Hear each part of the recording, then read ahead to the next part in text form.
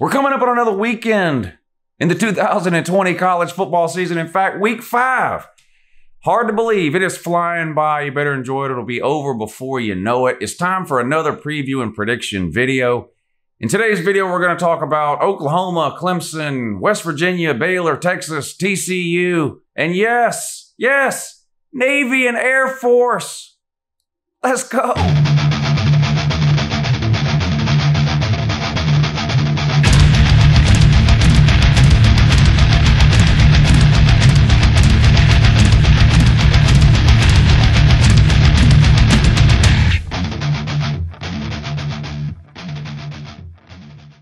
Now, I want you to look at what Uncle Luke picked up here. Now, look at this. This is fire. Look at it's that sort of old school. You know what it is? It's like a mix between like that old school, like varsity Letterman's sweater from back in the day, mixed with a little bit of Mr. Rogers. It's even got the damn elbow patches.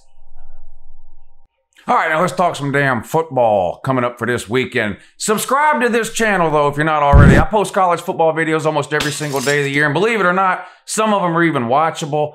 I don't know about this one. Sometimes it depends on the matchups. I mean, there's only so much I can do, people, with some of these matchups. I mean, I have to work with what they give us here. Let's see if, can this video get 300, do 300 people like this video? It's an interesting question. Let's find out. Give it a thumbs up. Let's go. All right, now as usual, this video is going to be sponsored by the good people over at betnow.eu. www.betnow.eu. I've been lucky enough to work with the good people over there for the last 3 or 4 seasons, and all the lines, the odds, the spreads, the totals, the over-unders, money lines, all that kind of stuff that I use in today's video is going to come straight from the site over at www.betnow.eu.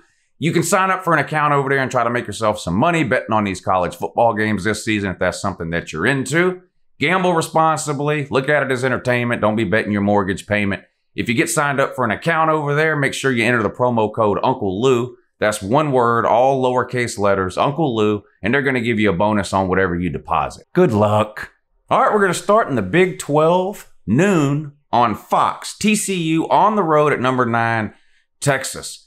Both these teams involved in nail-biting finishes last week, right? Texas ends up getting the win at Texas Tech in overtime in sort of a weird game. I expected Texas to dominate that game. They didn't do it. They were lucky to get out of there with a win. And then TCU, I believe it was Iowa State, wasn't it? And they were actually beating Iowa State late in that game. Iowa State scored basically as time expired to win that game. TCU losing there by 3. I don't really know what to make of either one of these teams. Now, Texas offense has looked unbelievable in both games that they've played. They're averaging 61 points per game. That's ridiculous, even by Big 12 standards, but their defense looked absolutely horrible last week. TCU, on the other hand, had a couple of games postponed, canceled, rearranged, whatever you want to call it, in the beginning of the year, so that we only have that one game to judge them on, that being that last weekend's game. Now, TCU has actually beat Texas 5 of the last 6 seasons. I didn't know that. Now, I know TCU has been a relatively consistently good, although not great team in the Big 12, but I did not realize they had beat the Longhorns 5 of the last 6. Texas is only an 11.5 point favorite in this one. They're 2-0. They're on top of the heap in the Big 12 with Oklahoma taking a loss last week. I think that motivates them to improve and keep going. I do think Texas gets the win here at home.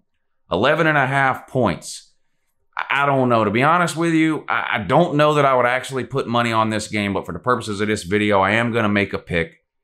Give me the Longhorns, lay the 11.5. I think their offense keeps rolling, although TCU is one of the only teams in the Big 12 that pretends to want to play defense from year to year. I think Ellinger and company can score enough points. TCU appeared to struggle at times during the game last week. They had a hard time running the ball. I think that will continue against a Texas defense that needs a good showing this week. Give me the Longhorns, late 11.5. All right, moving over to the ACC. This one also comes on at noon, and it's on the ACC network. We have NC State on the road at number 24, Pitt.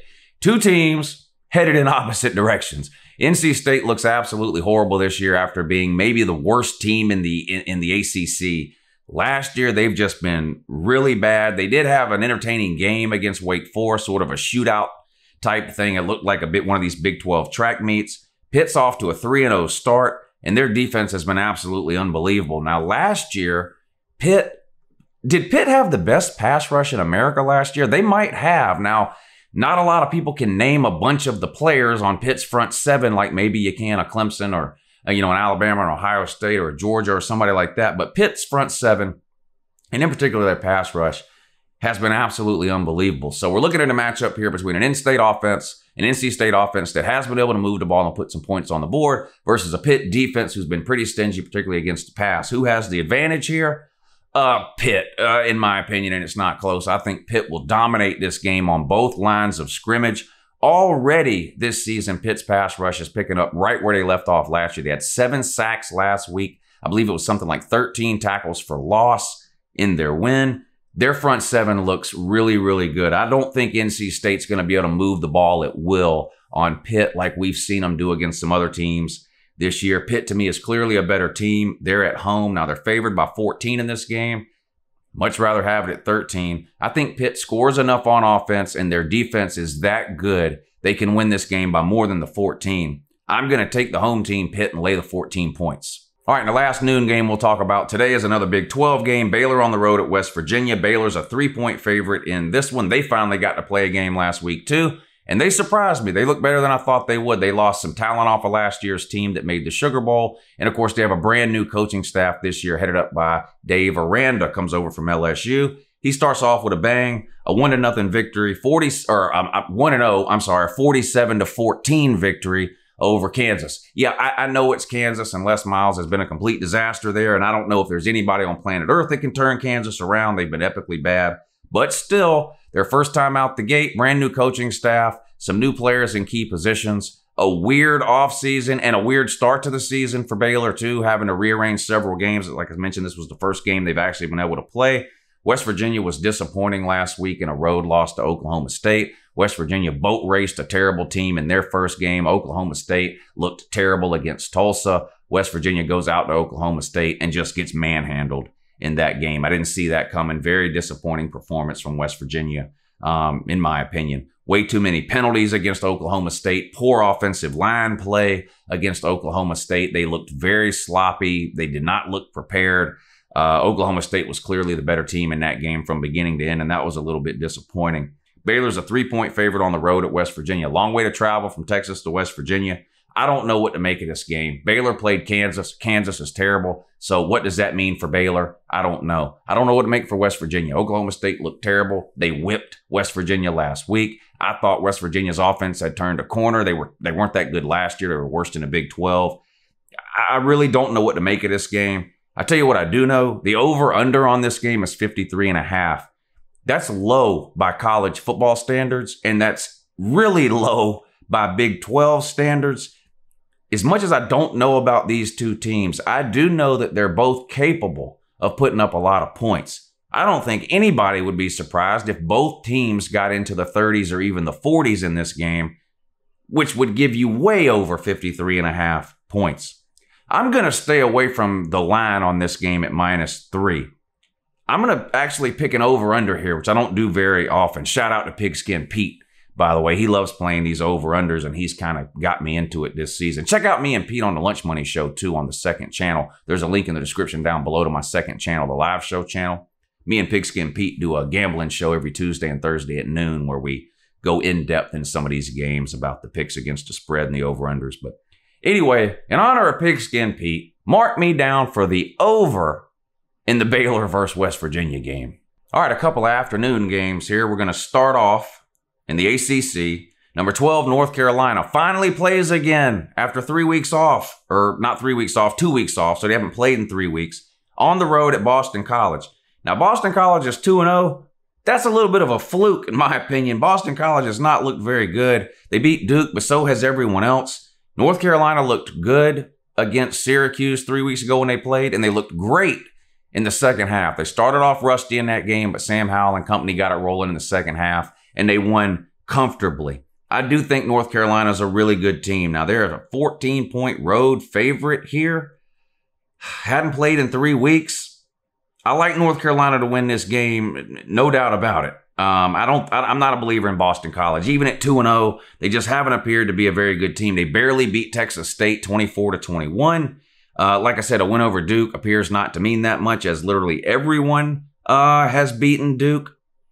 I'm going to take North Carolina and lay to 14 points. I'm a believer in Sam Howell. They've got some legitimate wide receivers. They've got 2 great running backs. And I think that defense is going to basically shut down Boston College. I think North Carolina wins easily. Give me the Tar Heels, lay to points. Now, this is probably my favorite play of all the games I'm going to talk about today. Virginia Tech on the road at Duke, 4 o'clock on the ACC network. I'm going to get right to it. Virginia Tech's a 10.5 point favorite at Duke. Duke's winless. They're 0-3. They got beat down by Notre Dame. They haven't looked good. The turnovers have been absolutely ridiculous. We've been hounding Georgia Tech about their turnovers. Duke's asking them to hold their beer. Duke has 14 turnovers in 3 games. That's ridiculous. How's that possible? How's that possible? Nobody knows. This is insane. Virginia Tech's only played 1 game, but they were +2 in the turnover margin, and they looked pretty good. Better than I thought they would look, especially considering they didn't play either for the first few weeks of the season because of some coronavirus issues, and they had 23 players out last week, including their starting quarterback, and they still dominated. I think Virginia Tech absolutely rolls over Duke. Virginia Tech could win this game by 4 touchdowns, in my opinion. 10.5 points is not nearly enough. They're supposed to get their starting quarterback back this week, which is good news because the backup that started last week ended up getting hurt in that game, and another guy had to come in, which makes it even more impressive when you look at what they did. I'm all over the Hokies in this one. I know it's on the road, but again, even with a packed house, there's not that much of a home field advantage at Duke. And of course, we know there's hardly any fans in the stadiums this year. Give me the Hokies, lay the 10.5 points, bet this one big. All right, 6 o'clock on a CBS Sports Network, Navy at Air Force. Now, listen, I don't know a whole lot about Navy and Air Force, but whenever the service academies play each other, it's a fun game to watch to me. I like watching the service academies play. Now, Army is clearly the best team of the service academies, but you got Navy at Air Force here. Navy is a 7-point road favorite. I'm going to do what I always do when I talk about service academy matchups. I'm going to pick the underdog because I just want it to be a close game. I'm not going to bet on this game. I don't root against any service academy ever, so I never bet against a service academy. I just won't bet the game if I don't want to play it. Navy at Air Force. Let's hope we don't see any injuries here. We never want to see any injuries, but in these games especially, please, no injuries. Navy is a 7-point road favorite at Air Force. I'm going to take Air Force in the 7 points. I hope it's a close game. Good luck, and thank you for your service. All right, 2 primetime games. Up first in the Big 12, Oklahoma on the road at Iowa State. Oklahoma comes in ranked 18th after a disappointing loss last year to Kansas State. 2nd year in a row, they managed to lose to that terrible team. This one comes on 7:30 on ABC. Oklahoma, 7-point road favorite. Interceptions. Oklahoma's got to cut this out. Oklahoma does not have a good enough defense. Breaking news, I know, to be turning the ball over. You give another team 3 extra possessions in a game, and you have a terrible defense, you're not likely to win many of those games. On top of that, they're not creating any turnovers on defense. So when you look at how the game went down last week and how it played out, I'm not surprised they ended up losing. The defense that bad cannot be allowing the other team to have that many extra possessions. The offense has got to tighten that up. Spencer Rattler does not appear to be Baker Mayfield, Kyler Murray, or Jalen Hurts. Now, I know he's young. I'm sure he will improve as the season goes along, but he did not play well last week. That's putting it mildly, right? Now, Iowa State, on the other hand, has had an up and down year. They won a tough one against TCU this past week after getting humiliated in the first week of the season by, wasn't it Louisiana Lafayette? Just beat the absolute bejesus out of them. So they're 1-1. I think this is a little bit of an overreaction. Iowa State, yeah, people thought they were going to be good this year.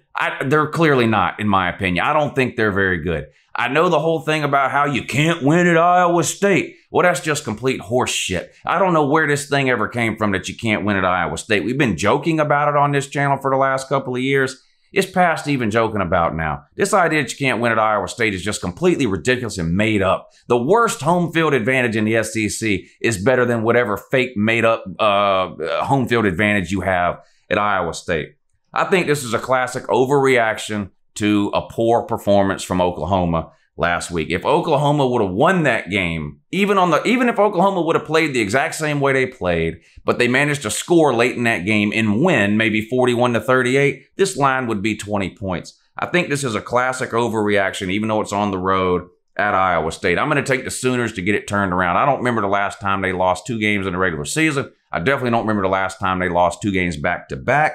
I don't think this game will be close. I think Oklahoma gets it together this week. I think they play well enough on defense. They're never going to be great. Not this season. I don't mean never. I don't know what's going to happen in 10 years, but clearly they don't have a great defense. But I think they get it back together this week, and I think they handle business on the road and beat Iowa State by more than a touchdown. Give me the Sooners, latest 7. All right, 8 o'clock over on the ACC network, we got the Taters. Clemson hosting Virginia. And man, Virginia looked good last week. Now, they didn't play Clemson, so, I'm not suggesting they'll look that good this week. But Clemson's a 28 home point favorite in this one. I'll say this right off the bat. I do think Trevor Lawrence and company are going to have to play all 4 quarters in this game. I don't think you're going to see the ukulele guy or whatever. What is a ukulele? And is the ukulele a small guitar or a small violin? Someone let me know. Anyway, I don't think you'll see much of him in this game. I think the Taters are going to have to play their starters for the entire game. It'll be the first time really that they've had to do that this season. Virginia looked good last week, though. Offense, now they committed 3 turnovers on offense, but they got 7. Their defense forced 7 turnovers. Now, they've got to cut those 3 turnovers. They have 3 turnovers against Clemson. They will get blown out. But if they can not have any turnovers and force even 2, this could be an interesting game, at least into the second half. I think 28 points is a little bit too much here. Now, Trevor Lawrence has been absolutely on fire this year. If that continues and they don't find a way to slow him down, Clemson could roll in this game. But Virginia's got a really good defense. Now, offensively, no way they can keep up with Clemson. They just can't. So they're going to have to count on this defense to hold Clemson. They need to force Clemson to punt 4 or 5 times in this game, at least in my opinion, to have any chance to pull off the upset, which I don't think they can do. I just don't think Virginia has enough offensively to actually pull off the upset here. I do think it's possible they keep it closer to 28, though. If they can slow this game down, if their defense can limit the number of scoring drives that Clemson has. Trevor Lawrence so far on the season, 30 of 37, 519 yards, 7 touchdowns, no interceptions, 3 rushing touchdowns. In his last 10 games, going back to last season, Trevor Lawrence has 26 touchdown passes and no interceptions. It's unbelievable. Now, Virginia, their defense had 5 interceptions last week. If they can even split that difference, like I mentioned, and come up with 2 turnovers in this game, that Virginia defense, this could be an interesting game. I'm going to take the Cavaliers here to keep it closer than the 28 points. It's not a knock on Clemson. I think Clemson is the best or second best team in America. They're absolutely unbelievable on both sides of the ball. They're loaded at every position group on the team. I'm a believer in Virginia's defense, though. Give me the Cavaliers on the road to keep it closer than 28, although not much closer. Give me the Cavs, take the points. There you go. That's the Week 5 games that are interesting to me outside of the SEC in Week 5 of the 2020 college football season. Today's Wednesday. Tomorrow, Thursday, I'll be doing this same video, but I'll do the SEC games. And guess what? There will be guest pickers. Yeah. Last week, we had a guest picker show up, of course, the White Tonto, and you guys seem to enjoy it. So tomorrow, for the SEC preview and prediction video, I'm going to have multiple guest pickers. Could be 2. Could be 3.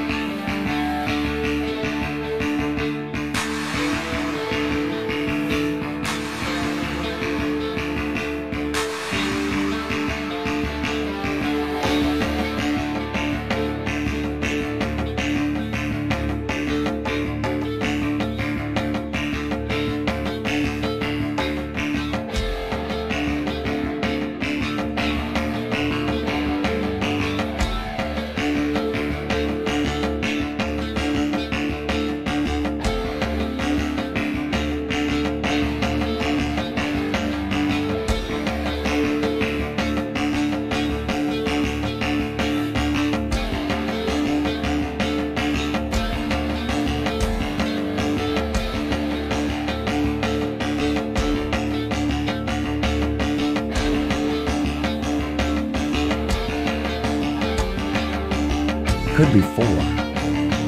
Make sure you tune in tomorrow for the SEC preview and prediction video. It'll be a good one, and it's going to get crowded in here. You guys have a good morning, and I'll talk to you next time.